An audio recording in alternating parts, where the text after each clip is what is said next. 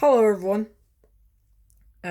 So previously I uploaded a video showcasing two characters from Mario Odyssey, those of which being a Lego Bowser and a Lego Dragon. Sorry. And the video got over 200 views, which is absolutely mental. I lost my mind at the time. I still to this day am really excited about it. I'm not someone who would be on camera jumping around screaming, but I wish I could express just how happy it's made me feel. It's really encouraged me to try and develop this. I guess you can consider it a channel a little bit more. So today I thought I would showcase a bunch of enemies from both, I guess, Mario the normal Mario platformers and Mario Odyssey.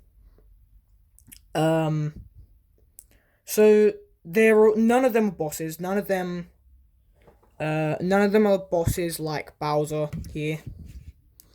They're all basic enemies like the Mecha Cooper right here, which I will get onto shortly.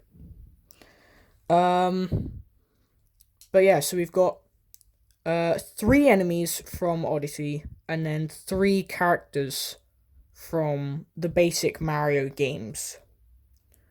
So I'm gonna go in order of how I built them, the order of I built them, and then I guess we'll go into the functions, because the majority of the characters here have functions. And let's just get on to the first one.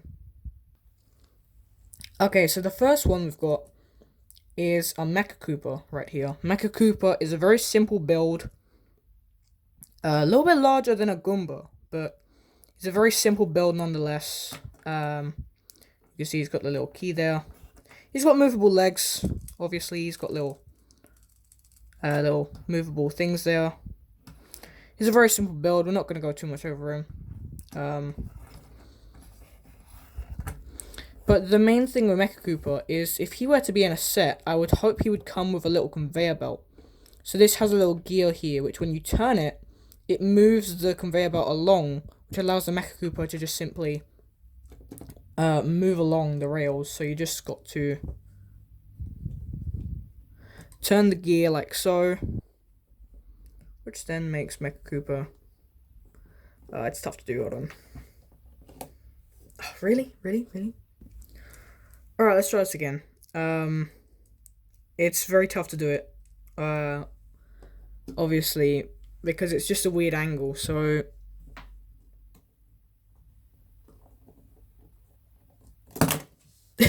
there you go. So the gear moves along, the Mecha Cooper goes along it, so I guess you could maybe have like a little delivery scene, I guess, where Mecha Cooper could be delivering along the conveyor belt, drop off, and then maybe run at Mario and start to attack him. You could also put like a Mario on there if you want to. But yeah, that's about it for the Mecha Cooper and his little gear mechanism there. Let's go on to the next one. Okay, so the next one, I don't know whether to consider a basic enemy or a boss. I personally consider it to be a basic enemy because it's just a larger version. So I basically just made the basic Goomba build, but then just made it 6 times larger. So compared to something like, say, a Mecha Cooper, which is roughly double the size of a Goomba, you can see the Mecha Cooper is still quite small compared to a Goomba. The Mega Goomba, sorry. There's not much to say about Mega Goomba. He's literally just a Goomba, just enlarged. That's about it, really.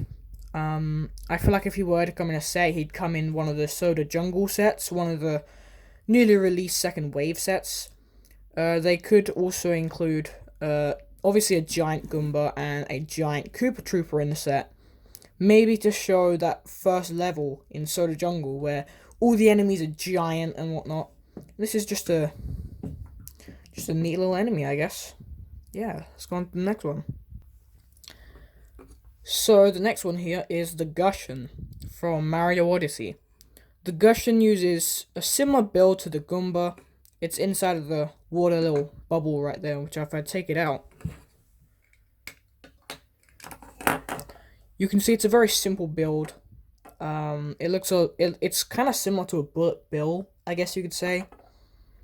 But it just has a very simple build.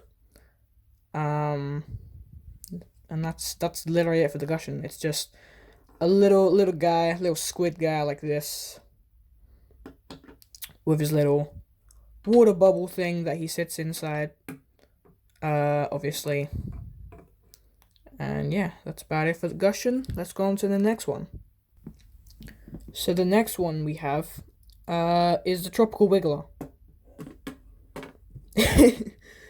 Okay, so hang on. Let me reset him. There we go.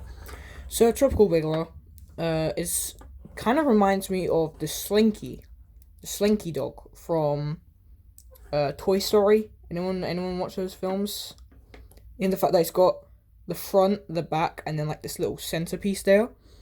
This center part right here would obviously be multiple different colors. So like red, blue, and yellow. It would all be those different colors instead of it all just being black and grey. But those were the only pieces that I had. This color was the only color I had for these pieces, so I had to use that, unfortunately. But if Lego did it, then it would be rainbow.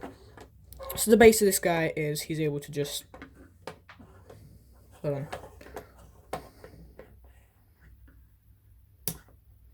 There you go. So he extends out. Oh, it's broken. There you go. Okay, so he extends out like so. He can stretch his body. Like the game. I really didn't know what to do for this guy. So he just sort of stretches his body out like the game, and that's about it. He has a little removable hat there, which you can just easily take off. And that's pretty much it for the tropical wiggler. I didn't take inspiration from the official wiggler. As much as I really like the official wiggler they released I think like a week or so ago, I would have preferred something different. I feel like they could have done better, in my opinion, but it looks like the character, so I don't know what else they could have gone with, but yeah, I decided to just go with my own thing, instead of taking inspiration from the official Lego Wiggler, so there's Tropical Wiggler. Let's go on to the next one. Okay, so the next one is the Uproot, another one from Mario Odyssey.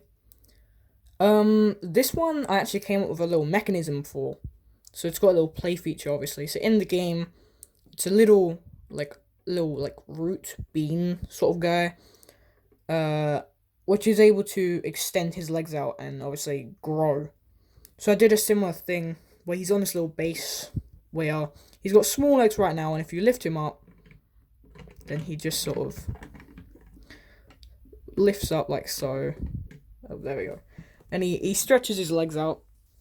He stretches up those legs, and he can stand up really tall and whatnot. So I guess if you had like a Mario standing on him, then he'd be able to stand on the uproot. You'd be able to lift the uproot up, upwards like so. Come on, little buddy. There we go.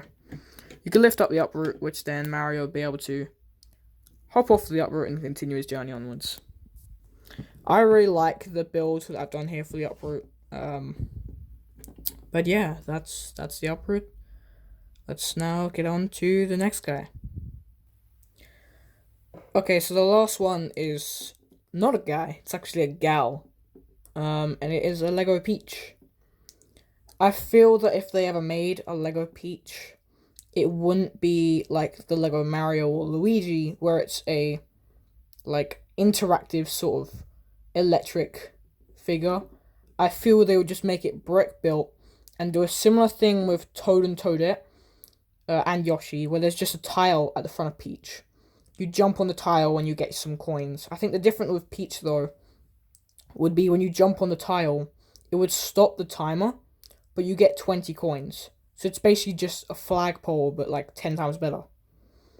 The build for Peach, I was trying to do it to scale. So once again, here is Bowser. If you haven't seen the video where I showcased this guy, check it out. It's got over 200 views, which I still still I'm thinking about. But yeah, Lego Peach is to scale. I was trying to make it to scale. But yeah, that's Lego Peach. A very simple build. And that's it for Lego Peach. The hair is obviously sloped, and yeah. I couldn't fit the crown on there, but it's not super important. But that's about it for Lego Peach. And that's pretty much it for this video, guys. I've showcased all the brand new enemies that I've created for the Lego Mario series I'm working on. And thank you so much for watching. Goodbye, everyone.